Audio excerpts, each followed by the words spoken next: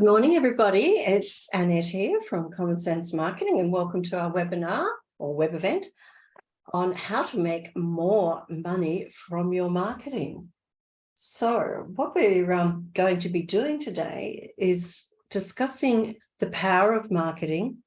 As you know, it does a lot for your business. It creates awareness, it helps you with growth, it helps you with earnings, it helps you to succeed. In fact, marketing is the only function within your business that actually generates revenue. All the rest are costs. So let's just go and have a look at some of the kinds of marketing that can be done. You've got marketing to attract what we call suspects. That's people who don't really know anything about you yet. They could be finding you on SEO. They could be finding you through a Google ad. They might find you through social ads, social posts, video. Then again, once they have found you and become aware and they visited your website, then they turn into prospects. So this is where your marketing strategies make sure that you've got a really good website, perhaps lead magnets to capture their details. You may follow them up with email marketing to build and nurture them. You might issue proposals. And then, of course, once they become customers, there's all kinds of customer marketing to be done as well. So marketing has a lot of bows to its string, if you like. But what's really important is that to ensure that you have the right marketing strategies and tactics and results, you need to review all your assets and use the facts from those assets to know what's going on and understand it, to make the right decisions, to improve your leads and your sales results so that you have the best ROI on your marketing. So what we're going to be showing you today is how to find those truths, how to find those reports, how to find that data, because once you have the truth and all the facts, it will set you free. You will not have to rely on other people to provide you with that information. Even if you want them to continue to do the work, at least you'll have an independent assessment. So who am I to provide this information to you? Well, my name's Annette Welsford. I'm the founder of Common Sense Marketing, which I started in 1992 after several years with at corporate level marketing in Australia and in the UK and Europe. I have an MBA in marketing. I've got a lot of marketing experience. No, I only look about 20, but, I've had a few facelifts. So, and there's plenty to be told in terms of experience with small to medium business marketing. I've enjoyed working with the smaller businesses for the last 30 years. It's far more rewarding than at a corporate level. And these are just some of the clients that we have worked with. So let's move on. I'm going to be very excited to share with you today how to calculate your return on investment and why you need to do that, how to track your customer journey and why, the assets that you need to control, and tips for improving your marketing results in 2023. So let's start with how to calculate your ROI. And I'm going to show you an ROI calculator, a sales tracking tool, a marketing tracking tool, and we're going to look at how you analyze the data. So this is the ROI tracking tool, marketing return on investment calculator that we've put together. Excuse me, these results are directly from one of the spreadsheets or the calculator that we're using for a client. I'm not going to tell you who the client is, of course, but these are actual results. So I'm just, to fit it on the screen, I'm only showing you the last 3 months. So what we're doing across the top is these are their regular sources of leads. And then we have how much it costs them to generate those leads. So we put in the number of leads, the spend, we look at the number of sales that they achieved, and then we look at the conversion rate from leads to quality leads to sales, and that gives them the return on investment. And as you move down the page, you'll see that there's quite different numbers in each month, and there's good reasons for that, which we'll go into. So the first is this ROI calculator. At the end of the session today, we're going to give you that calculator that I just showed you. It's a spreadsheet, and it's got all the formulas all built in. Anything in white you fill in, and it will automatically calculate all the results for you and show you nice, pretty graphs if you, like me, and prefer to look at graphs. So the next tool is you need to get those figures from somewhere, and many people have their own sales pipeline kind of apps. There's many of them about. If you don't, an easy way, a quick way to do it is to do it all in a spreadsheet. We've developed one. It's called a sales tracking tool. This is, again, a real life example from a client, and this is where they track all of their leads and sales and that sort of thing. So we're going to now show you what's really important. So every time somebody calls them or sends in a form, they always track exactly where that lead came from. And so that's the source. And it's very important. This is the beginning of the whole journey. It's really important that this is done. So it's a case of, just asking the question, how did you hear about us? Was that on Google? Great. Did you click on an ad at the top of the page? Or perhaps you saw us further down the page? Most people can remember. Some can't. At least you've asked the question. So then it gets all added into this tracking sheet. And here, once again, we've put a version of that, or this tool we'll be giving you at the end of today's session. So if you don't have your own sales pipeline tracking tool, you can use this one and adapt it for your own use. And we've got little formulas in here to calculate your lead sources. So the next place that you can find out where your conversions are coming from, apart from those two sources, you can go and have a look at your Google Analytics.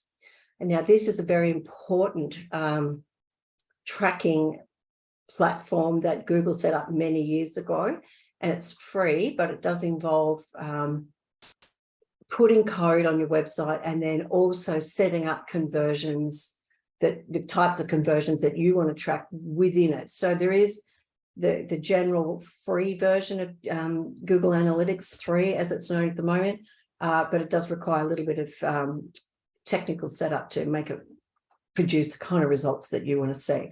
So here's one we've set up where we want to track the different forms on a website, so we know which ones are working, which ones are a waste of time, that sort of thing, and when people using a mobile phone also click and call from the website, we can track those as well. So it's another source of information. You can also have a look at the sources of traffic to your website in your Google Analytics reports. And here's the goal conversions that I showed you earlier we set up. And the ones in blue are all from organic searches, and the red one is from Google Ads. So that shows us that Google Ads has actually produced the highest number of leads, but Google Organic Searches has produced or sent more people to the website. So, excuse me, let's just summarize where to track your marketing. So you need to ask inquiries, where they heard about you, how they heard about you, and record these, all of the answers. You need to, you can use Google Analytics to monitor conversions. If you're running Google Ads or you've got somebody running Google Ads for you, you should have full access to your Google Ads account. They should be running there. And if they know how to do it, set up conversion tracking within Google Ads as well. We actually do that for our clients, and we integrate it also into the Google Analytics, so we can see all of the conversions from Google Ads inside Google Analytics. Same with Facebook ads. If you're running Facebook advertising on Instagram and Facebook, there is sections where it's a bit tricky, but it is possible to set up conversion tracking so that you know exactly how many people clicked on your ad, came to your site, or filled out a form on Facebook, or that sort of thing. Very important to track that. So that's where you get those statistics from. And if you're running a CRM system, you can also have a look in your sales pipeline CRM system. For example, we have email marketing systems we provide for our clients, and those using ActiveCampaign, we set up tracking of the sources for them. You can see where all the sources came from if you go and have a look in there. So the next thing to do is, once you've got all the tracking done, is to actually analyze it. So there's three ways we're going to analyze it. We're going to analyze, first of all, where the leads came from. And as you can see, it's quite different each month. And it shows that most of the leads have come from Facebook, but in October and November, Google Ads became a really good source of leads. But are all leads equal? Well, actually, they're not. In November, whilst Facebook delivered the most leads, in actual fact, leads from Google search delivered the most sales. So, and then we've got no leads at all from previous customers or from referrals. So there's an opportunity there. Then if we look at the return on investment, this is showing us that it's been a bit sort of fluctuating on and off for Facebook. Although in October, Facebook did deliver the best return on investment, but that dropped right off in November. And it's really important when we look at stuff like this to see why that happened, or perhaps go in and tweak the campaigns to try and improve, have a control and try and improve the results. One of the things I can tell you about Facebook, if you keep running it too long, people get blinded to your ads. So sometimes it's good to turn them off and restart them. But what we can see here is that Google search, which is a long-term strategy, you're not going to get on the first page of Google straight away. It's going to take months. But all of a sudden, we've been doing it actually for this client for back earlier in the year, and it's gone up and up and up. And in November, suddenly your Google search is really starting to pay off. So that means that there's starting to appear on the first page of Google search results for all sorts of different keywords. And also the Google ads started to work quite well as well.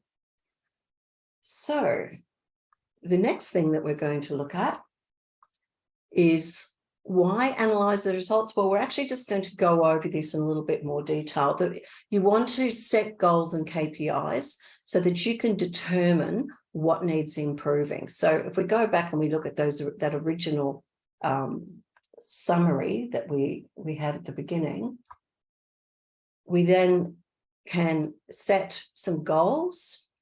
And if we wanted to achieve $100,000 a month, and the average sale price of our product is $3,000, we're going to need 34 sales. Now, this conversion rate up here was 43%, which means we're going to need 80 quality leads to get 34 sales at 43% conversion rate. And because not all leads are any good, we get lots of leads in, but only in this case, if I use these statistics here to extrapolate out here, I need 125 leads to do 80 quotes. If I was able to improve my conversion rate to 50%, then I need less leads and less quality leads to achieve the same result. So that's why one of the key benefits of knowing your numbers. Oh, got that wrong. Right, so now we're going to move on to track your customer journey. But before I go any further into the next section, just wondering if there's any questions. If you have any questions, please put them in the chat. Otherwise, we'll keep going. We will have time for questions at the end as well. So I'll keep moving. So what do we have here? This is your customer journey. So basically, we're going to look at the different marketing that we do at the different levels of the customer journey. So as you know, there's two types of people out there in the planet or in the marketplace. Those who are actively looking for something like what you offer, your product or your service, and those who aren't.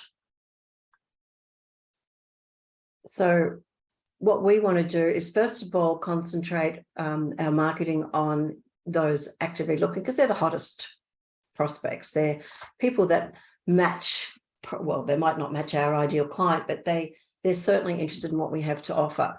And so usually when they go searching for something like we offer, their intent or the way they use Google or Bing or whatever and there's lots of places that can go to do searches. The way they use or their search intent is one of four things. There's informational, that's usually when they're at the information gathering stage and they just want to find out, what's out there. So they might sort of use words around their issue that they're having, how to stop your dog from barking. They might use navigational intent. That's when they know where they want to go. They want to perhaps go to your website or to a certain destination, or to somewhere that they already know about. So they're just looking for, maybe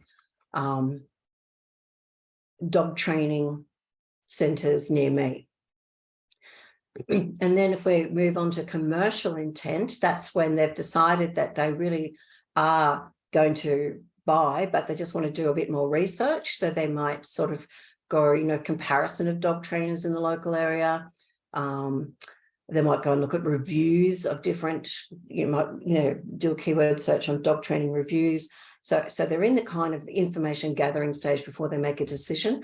And then there's the transactional intent. And this is when they might type in things like cost of dog training or various kind of keyword groups that suggest that they're really interested and ready to buy. So this is where they're going to enter these searches into these kinds of platforms. And this is what they're going to see. They're going to see search results. They're going to see social media. They're going to see ads. So those who aren't actively looking, so that's the rest of the planet, there is a way, it would be nice if you could attract those as well.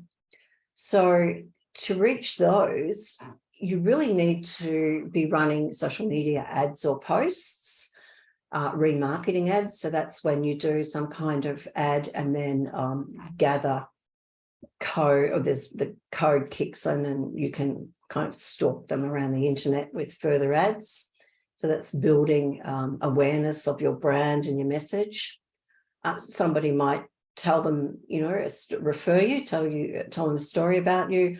You might invest in some PR or some videos to sort of, increase your visibility online so people find out about you or your product somehow. So what you're doing then is you're piquing their interest and you're sending them to the next level in the journey, or the next step in the journey, which 99 times out of 100 should be to your website. Sometimes if you've got online shopping with your Facebook, you've got e-commerce set up on your Facebook, they don't have to go off Facebook, they can buy from there. So if they are looking for your, the ones that are actively looking, if they go to page one of search results in an e-commerce campaign, here's all the different places they might find you. So if you've got an e-commerce site, they might find you at the top in the shopping area. This is your merchant account. They might find you with the Google ads, see straight underneath. They also might find you in the free results. So there's 10 free results on every page of Google. So this particular client, we do their marketing. So they're showing up on the page one of Google for caravan bedding in 3 spots. If it's lead gen that you're after, then you want to, particularly if you run a local business, you want to show up what we call the 3-pack, which is here next to the, so this was the search intent, the search term, Foxy 4 in Cleveland area. They're showing up there. They've got a flag here, and they're also showing up as the first free result in the free area down below. This is another client of ours that we do their marketing for to generate leads for them. So the next thing to do after is, when you've decided that, yes, you do want to show up in Google search results, and of course everybody does, is it's really important to do keyword research. Now, this is what we do for our clients. We use a couple of these tools. All of them have like a free trial or a very small, you can use them for free for like a day or so, or once a day, but most of them, all of them have paid options and they're quite expensive. But it is a great way to go and see what's going on. So we do extensive keyword research, and then we go and optimize the website for the keywords. And you need to have a good Google business profile that is regularly optimized. You need to have citations. We need to have an ongoing SEO campaign, and they need to be regularly reviewed and tweaked. Getting onto the first page of Google does not happen overnight. It takes a while, but when it does happen, eventually you do stay up there for a while. So how do we do keyword research? Well, say, for example, we're running a business that sold fridge spare parts. So we would use one of the tools. This is Mangles, one of the tools that we use. So we type it in to see how many people in Australia are searching on that every month. And we see that actually there's only 230 searching each month, but there's more people searching on Samsung fridge parts. So maybe that would be an LG fridge parts and just fridge parts. So maybe that's a better choice for us. And the reason we use this is because we think people might be searching on fridge spare parts, but actually they're searching on all kinds of things. And this here, the keyword, so this is your monthly volumes. This is your keyword difficulty, and all of them are green, which means they're still not too hard and they're quite good keywords to focus on. So this is a rating on the keyword difficulty. And this is showing us the search volumes per month, and for this fridge spare parts, and who's showing up in what load. So this is all the competitors competing for that keyword. So this is all really good competitive analysis that we do for our clients to determine which keywords to use. And then the next stage is to optimize the website. So once you know what the best keywords are to focus on, it's time to optimize the website. And so we develop an intensive keyword mapping plan, which involves allocating the right keyword to the right page or post, writing compelling titles and descriptions to entice people to click through when they see you in the search results, and doing all the technical SEO, which helps Google compliance and indexing. So there's quite a bit to it, and it's really important that it's done. If you're not, you should be able to go into the back of your website and go to pages and posts on the left-hand side and see these kind of results. You should be able to see the ranking or the score that the app, we use Rank Math, there's plenty of others, well, there's 3 or 4 others. We think Rank Math's the best. So it sort of looks at what we've written and the keyword that we've decided to allocate to this page, and how good we are at optimizing it for search engines.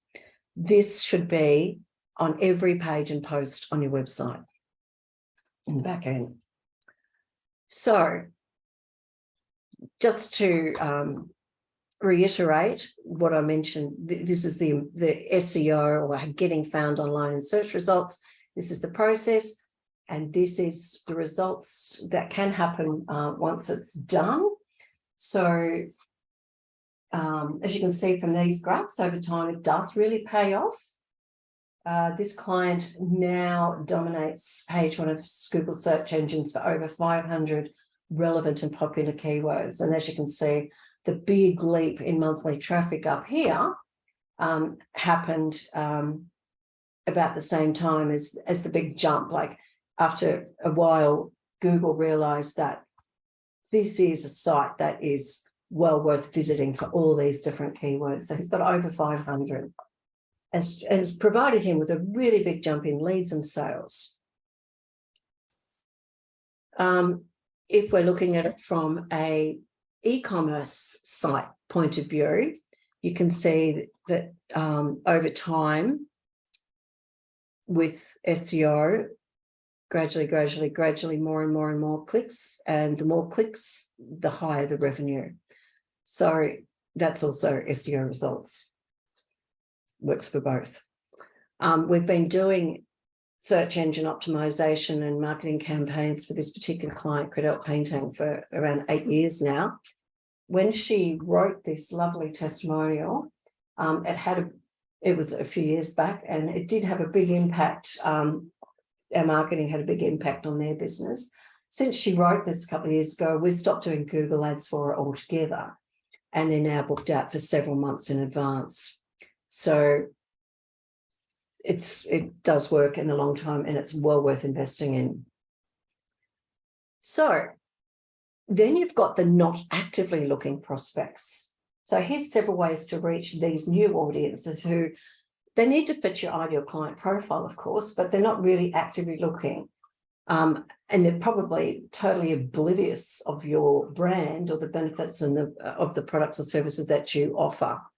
So what you need to do is interrupt and attract their attention and inspire and influence them so that they want to make an inquiry or come and buy. And this is an example of some Facebook ads where we've been running for the last few months, and anybody living in Brisbane will know the weather has been extremely windy and a lot of storms.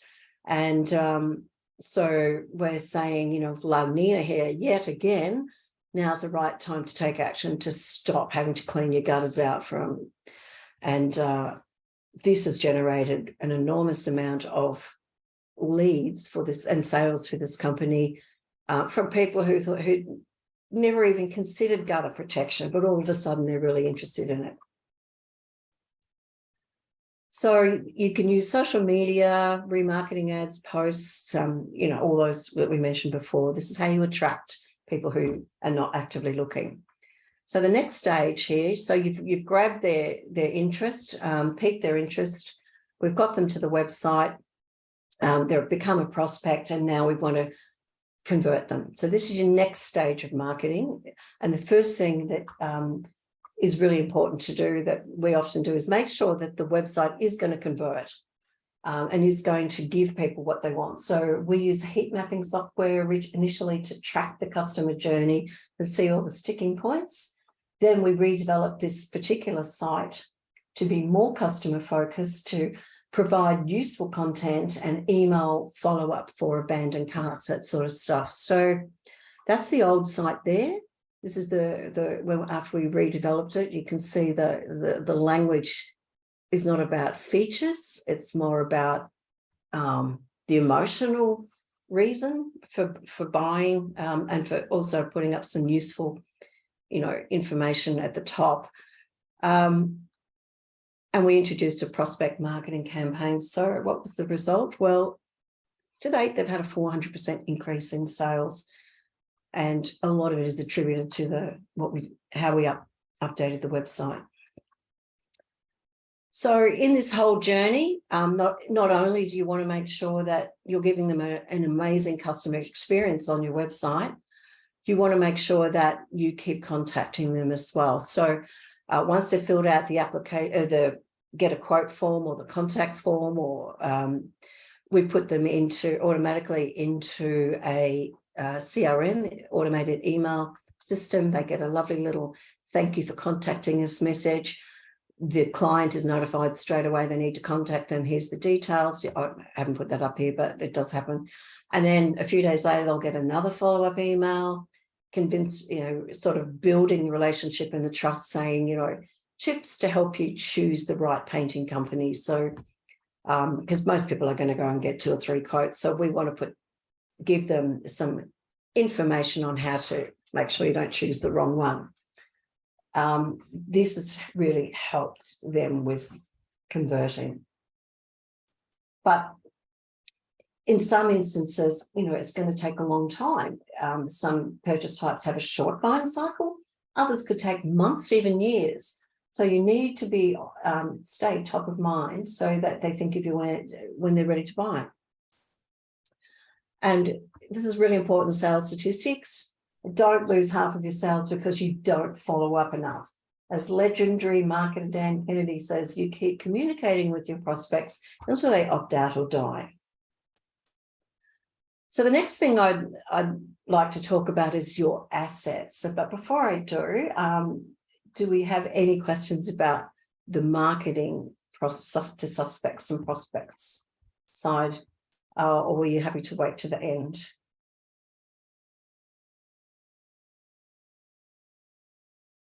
No? All good. Okay.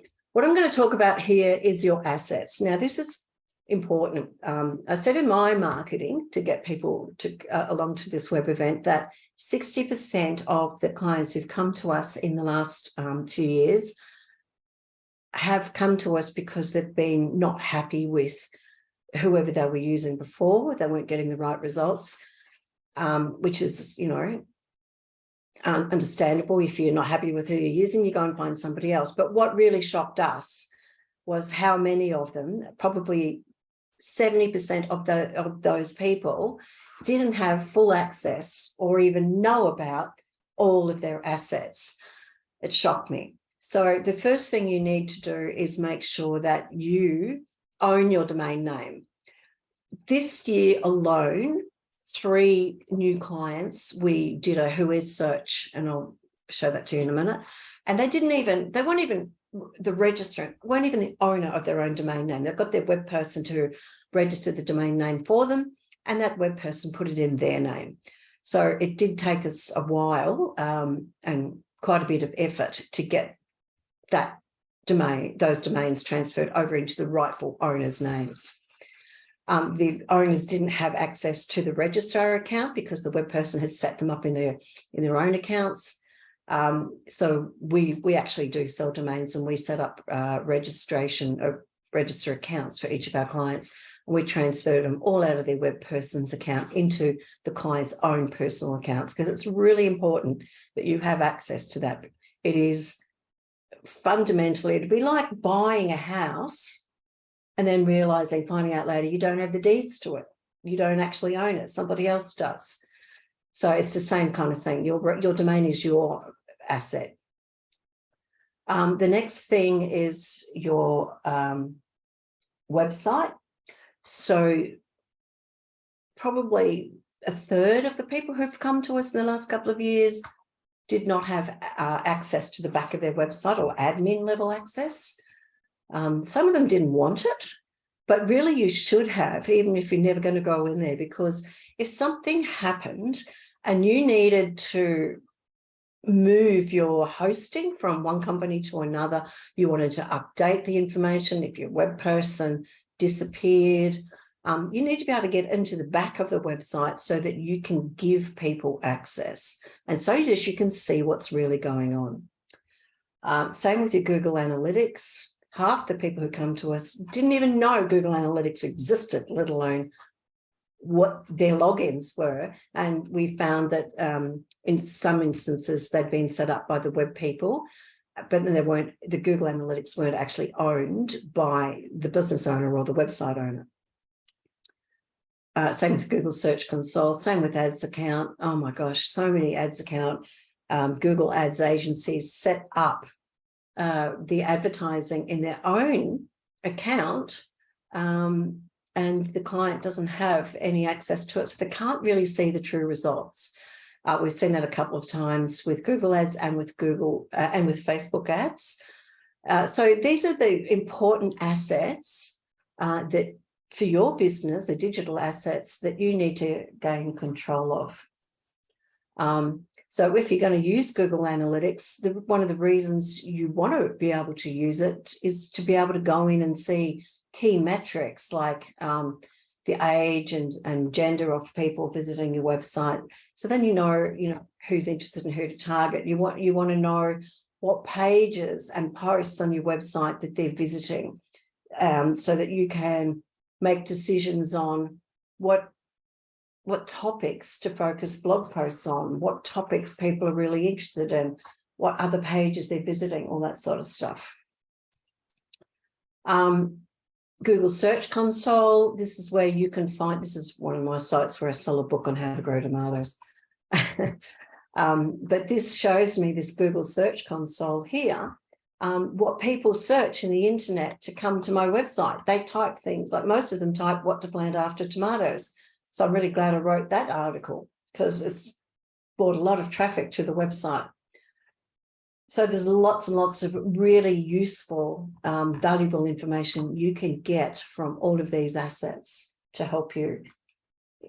And these are, this here is the control, why you need and what level of control you need, and what you can do with them. So we're actually at the end going to also give you a document which has got all of this in it, so you can work your way through it and make sure you've got everything you need. So moving on towards the end here, tips for improving your marketing in 2023. So as we've discovered, you need to track and measure your activity. You need to, that will help you to improve your marketing effectiveness. And the result is, you know, an increase in results, success, and making sure you're getting the best return on investment that you can. So set your goals and KPIs, as we mentioned earlier. And then I did mention earlier that we use heat map tracking. And I just wanted to show you what that looks like. This is just this, this is one of the pages that we had up to promote this web event. And this shows us where people, when they came to the page, where they hovered, where they clicked, and where they didn't. So this, when you apply it to an entire website, it also tracks user journey. So you can watch a little video and see all the pages that people go to and where they click and where they hover and where they read. And because funnily enough, people read with their mouse. And so you can see what is not working, what needs to be moved up higher, what needs to be changed to improve results. This is what I covered earlier, which was using your assets to improve your results. So let's move on to the next one. Identify gaps and issues in your customer journey and fix them. Now, this is really important. So at the awareness stage, if you're not getting any web visitors, nobody's heard of you, you need to really ramp up your awareness campaigns, which is your social media, your ads, your PR, perhaps run events, speak at events, be guests on podcasts, secure partner promotions. The next stage in the journey is the findability. So this is where you want people to be able to find you through SEO campaigns. So find you in search results when they put various keywords in, or a little ad pops up, you know, a Google ad. But also you want your Google business profile to pop up. You want to make sure that in social media profiles like LinkedIn and Facebook, if people do searches in there for your type of business, you show up because your social media profiles have been correctly optimized with the right keywords. The next is you want to build reputation. So when they do find you and then they start and look at other people, and perhaps the inquiries go cold, or what you need to do is improve your reputation by building trust by having really informative blogs that provide a lot of value, to really build up your level of reviews, because 98% of people go and check reviews before they even come to your website, before they make. These days, we all rely heavily on reviews to make decisions on who we're going to trust and who we're not. You need to perhaps, one of the things we did with the painting company in particular, and another company in Melbourne, as we introduced referral campaigns where we would provide little enticements for customers to thank them if they were kind enough to refer the business to a friend or a neighbor or a family member. We'd thank them with a little gift card or Christmas, like a nice food hamper or something like that, referrals went through the roof, absolutely through the roof, because whilst most of us do intend to, we do like to refer companies that we trust and have done work for us and we think are really good, getting around to doing it doesn't always happen. So if we get a little reminder to do that and a little enticement, we'll probably go out of our way. Testimonials as well work exceptionally well, particularly video testimonials, and even just lead magnets on the site. It could be a white paper, it could be a how-to video, it could be a checklist, something like that, which you're providing additional value. And then the last, conversion. Of course, if you're not getting enough leads and sales or a high abandoned cart rate, you need to look at the website. 9 times out of 10, the website's just not performing properly. It doesn't have the right content, or it is not structured properly, or it doesn't have a content that appeals directly to your kind of visitors and your type of ideal clients, using their language and showing that you understand their problems and you've got the right solution. So you need to also perhaps develop additional marketing materials, because not everybody's going to buy off a website. They might want a brochure, they might want a contract, they might want to have a demo or a trial. You might need to improve your sales skills. I'm not very good at selling, but sometimes, there's people who can sell really well, and there's people who can't. And it's not really, perhaps I shouldn't have used the word sales skills. What I think is effective selling is becoming a trusted advisor, and that will win over high pressure selling every time. So in the end, it is improving your sales skills, but using not high pressure techniques. And build out your follow-up funnel and system so that you stay top of mind and you're building the relationship and you're communicating on a regular basis. That's really important for conversion. And advocacy, of course, is if you're not getting repeat sales and referrals, well, you're not asking for them. So, or that could be one reason you're not asking for them or prompting people, reminding people. The other reason is that perhaps you didn't deliver a great service or a customer experience that really wowed. So maybe it's time to have a look at the onboarding process, to set expectations, to improve your delivery process and your customer experience at every step, add a lot of value. If you get all that right, as we all know, when we recommend people, we recommend them because we had a great experience and they treated us really well. We didn't recommend them because they did their technical job perfectly. I mean, you just assume they're going to do that. So it's all about customer experience, always. The next tip I've got for you is to get your team on board so they are motivated and loyal and they've got the same passion for your business that you do. Share your goals, your KPIs, and your tracking with them so they can see what's going on. Get them involved in brainstorming the solutions to fix the gaps and the issues. Delegate tasks to them, track their progress, maintain accountability, and reward improvements and achievements. We can't all do it on our own. And these days with the Great Resignation and it's so difficult to find wonderful staff, when you do get hold of them, make them part of your family, get them involved in what's in the business. My next tip is to use automation to improve productivity and reduce costs. Oh my gosh, there's so much to automation and it's really growing. We use Zapier and APIs, they're just software that integrates and swaps data between separate systems. So if you want to, take data out of your accounting package and put it into your email marketing package, or if you want to take data from Facebook that fill out a lead or sent messages and put it into your email marketing system, they're all silos, they're all separate systems, but we can 99% of the time integrate them so you don't have to re-enter information manually yourself between them. I mentioned Google Analytics. I showed you Google Analytics reports. The bad news is Google Analytics is shutting down in June 2023. It's being replaced with Google Analytics 4. You must have Google.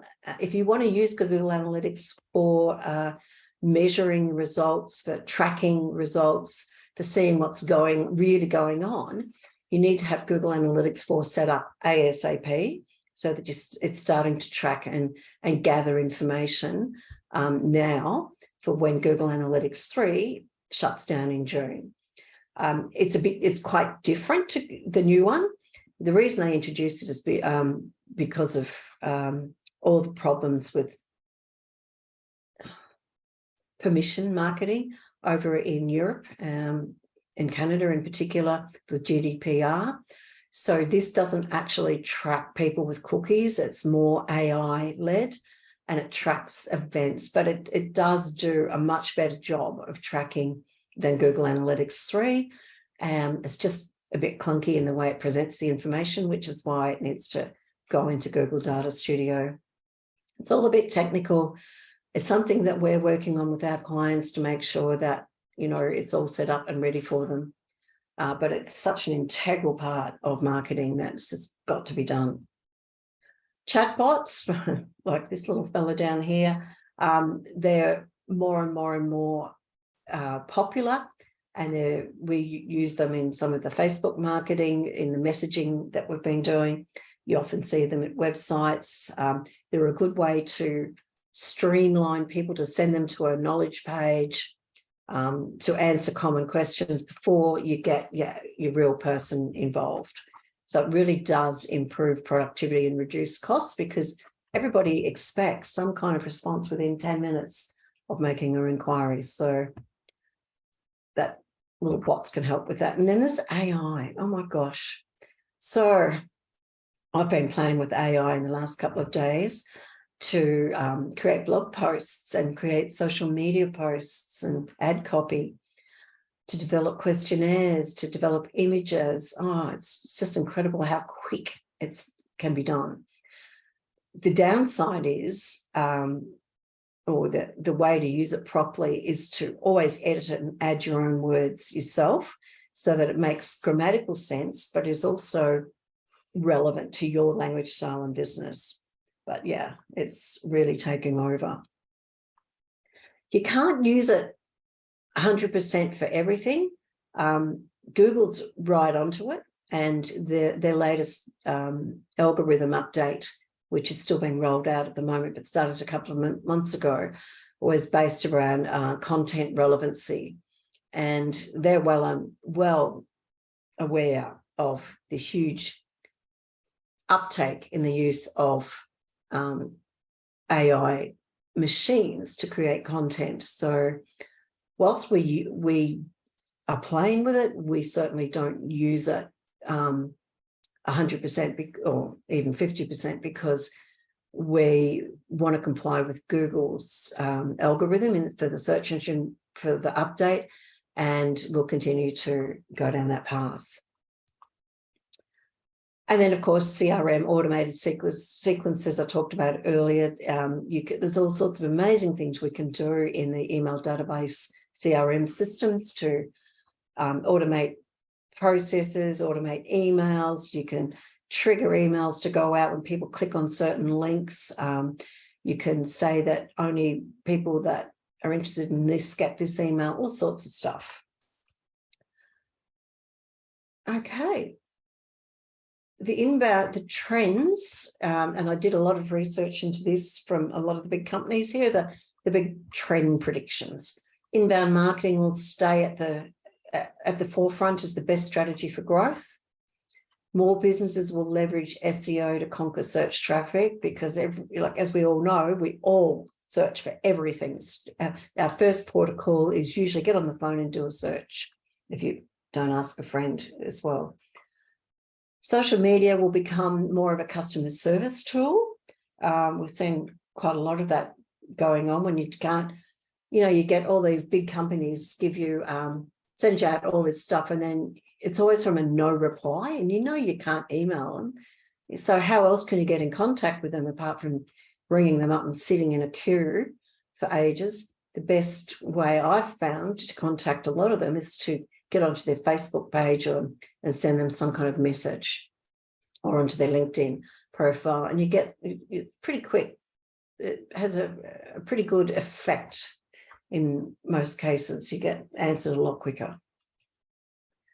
Influencer marketing will increase in popularity as a strategy. So if you get people to endorse your products, or if you set up partnerships with people who can help promote your products on services, that's really growing or increasing in popularity. Content visuals, don't put stuff out without visuals. Everybody, like we have, there's been a lot of tests done around this, but any kind of blog posts, social media posts, they need graphics and images and videos to attract, not only to attract people's attention, but to improve their understanding.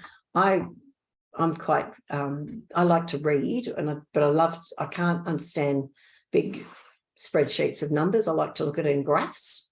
Everybody learns differently. My husband, he won't read anything. He just says, I wait for the video to come out. So the more you can use video, different forms of content, the more understanding, the more people you're going to reach and increase their level of understanding. Having said that, the use of videos, that is really exploded, but they have to be short. So when you upload to Facebook and LinkedIn, they shouldn't be any longer than about a minute, 2 minutes at the most. They should always have captions on them, because a lot of people look at these videos when they're on the bus or the train. But video is a fantastic way to get your message across, and it's real. And you can easily do it with your phone. Increased use of personalised experiences and marketing delivered in a conversational and friendly manner. So there's no more dear sir, dear madam. There's no more, oh, welcome to my website, where we've been expounding the use of, like, we don't talk. The best copywriting these days is conversational. It's how we speak, and we should speak in the same mirror the language of our clients. And marketing and sales teams who are aligned with all of this are going to win. So these are the big predictions from about 5 different sources, big companies I used, and these were the ones that were common amongst all of them. So how can we help you if you're looking to improve your results in 2023? What we do is we do a lot of websites. That's our core business. We help with providing engaging content and graphic design. We do provide full SEO services, full PPC services, and we can help with nurturing your prospects over in your CRM email system. We also take care of websites to ensure that they're backed up daily, and that they're hosted, that they're fast, that there's no malware on them, that everything's kept up to date, particularly the plugins, all that sort of stuff. We take care of your tracking and reporting. So we set up your Google Analytics, we provide reports, we show you how to use and understand all your different systems, make sure you've got access to all your systems, and we help you improve your systems and your processes and you get your referrals and reviews for client loyalty. I said that quickly. I could talk for hours. We're not going to do that. I just wanted to give you an overview of the services that we provide our clients. If you're interested in having a further chat about how we can help you, we've got, and this has been quite popular, book a marketing review and planning session. I'll give you an in-depth analysis of your website, how you're ranking and set up for SEO. We'll have a look at your assets, we'll have a look at your goals, and then we'll have a look at your marketing and see what recommendations we can provide to you to help you achieve those goals. So this is quite an in-depth process, and normally it's done for $450, but for the next 2 weeks, we will be providing it at a discounted rate for the first 5 people for just $99.